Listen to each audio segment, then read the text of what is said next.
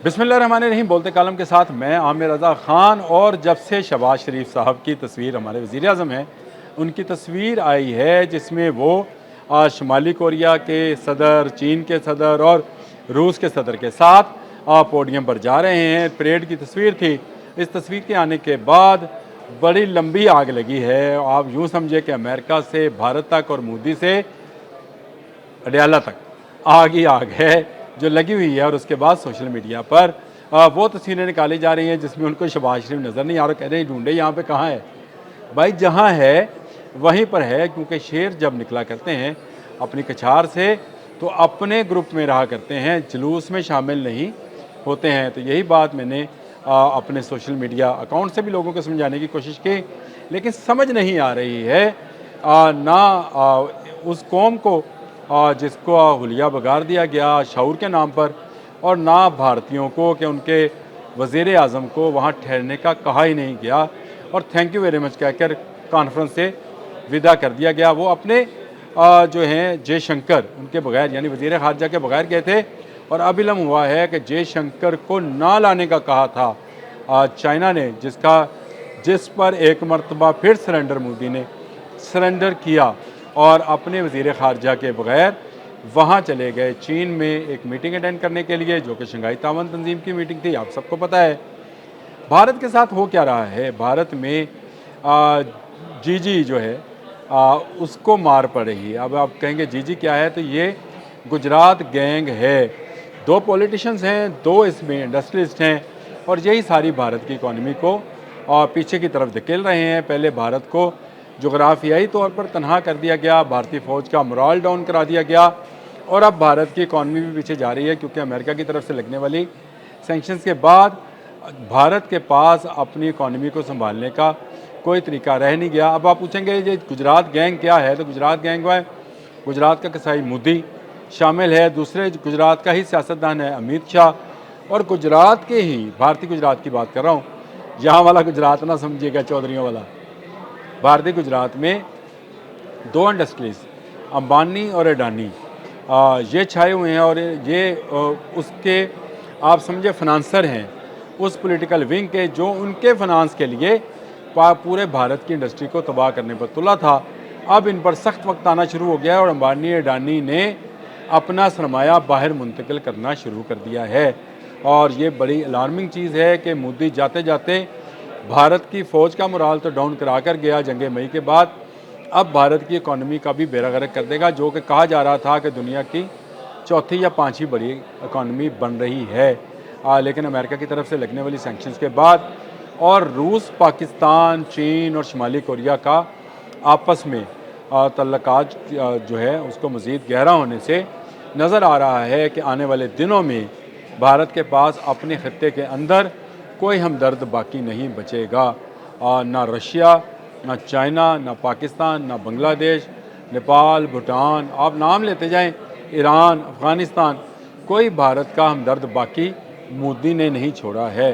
ये जो गुजरात गैंग है इसने भारत की इकॉनमी को काफ़ी हद तक ठेस पहुंचाने का काम कर दिया है, क्योंकि अमेरिका ने मज़ीद सैंक्शंस की, मज़ीद पाबंदियों की भी बात कर दी।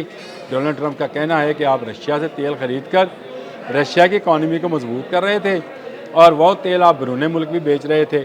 अब आप ना वो तेल ख़रीद सकेंगे ना बेच सकेंगे, आए हमारे साथ, नहीं तो आपको इसी भारी टैरिफ का जो है सामना करना पड़ेगा। ये इसका इम्पेक्ट आते आते आएगा, क्योंकि भारत में बहुत सारे असम्बलिंग प्लांट लगे पड़े हैं अमेरिका के भी, और भारत से बहुत सारी प्रोडक्ट्स जो हैं बनकर अमेरिका और पूरी दुनिया में जाती थी।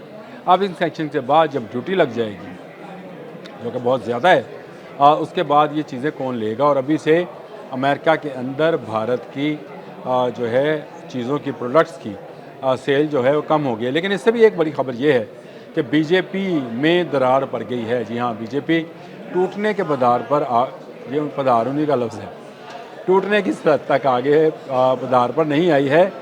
नितिन गडकरी हैं जी बीजेपी के रहनुमा, उन्होंने खुल्लम खुल्ला मोदी को जो है उसकी मुखालफत शुरू कर दी है।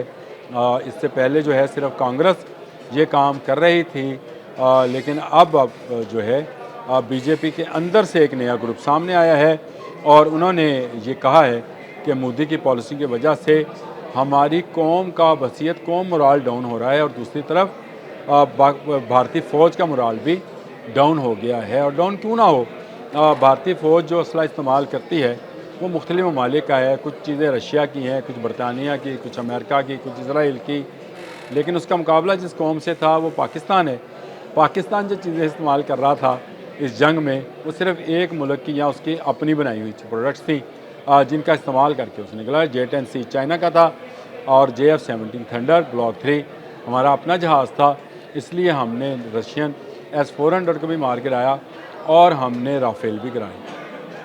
यही बात है जिसको लेकर इस वक्त भारत में शोर मचा पड़ा है। और भारत में एक शोर और है जो आने वाले अगले 1-2 माह में जब मैं आपसे बात कर रहा हूँगा तो आप कहेंगे कि मैंने सच कहा है। पंजाब में आने वाला सैलाब मोदी को बहा कर ले जाएगा। जी हाँ, पंजाब में इस वक्त जो रिजेंटमेंट है, अभी तो वो लोग अपना साजो सामान, अपना माल डंगर, अपना मवेशी, अपना चारा, अपनी खुराक को है बचाने के चक्कर में हैं, लेकिन उनके अंदर से एक ज्वालामुखी फूटने वाला है जो खालिस्तान के बनने के तक जारी रहेगा। आज भारत का जवान, अगर आप चैनल्स देखें, सोशल मीडिया देखें, आप मुख्तलिफ जो सोशल मीडिया के प्लेटफॉर्म्स हैं उन पर जाएँ तो आपको नज़र आएगा कि पंजाबी नौजवान सख्त नाला और सख्त खाइफ और नाराज़ है मोदी से और मोदी की पॉलिसियों से। उनका कहना है कि पंजाब को जो है डुबोया गया है और ये कुदरत की तरफ से नहीं था, ये सैलाब इंसानी है। और यही बात मैं भी कहता रहा हूँ आपसे कि ये जितना सैलाब आया है ये 2 पंजाब, मशरक़ी और मगरबी पंजाब को डुबोने के लिए लाया गया था। मैन मेड ये फ्लड है, तमाम डैम्स में, तमाम उनके वाटर रिजर्वायर्स में जो उनके थे, बैराजेस थे, वहाँ पर पानी को जानबूझकर एंड तक जाने दिया गया और फिर उसको रेलों की शक्ल में निकाला जा रहा है। और उससे ना सिर्फ मशरक़ी पंजाब बल्कि मगरबी पंजाब को भी नुकसान पहुँचाया जा रहा है। दुश्मन इंतहाई घटिया चालों पर उतर आया है, क्योंकि भारतीय पंजाब भी जो है वो मोदी को पसंद नहीं करता और उन्होंने मोदी को वोट नहीं दिया था और अपनी सरकार लेकर आए थे। और ये वाले पंजाब से उसको ये तकलीफ़ है कि उन्होंने जंगे मई में जो है उनको मार गिराया, उनको भागने पर मजबूर किया और वो अपने जहाज़ लेकर भाग गया और उसका बदला मोदी ने पानी की सूरत में लिया और पानी को हथियार के तौर पर इस्तेमाल किया है।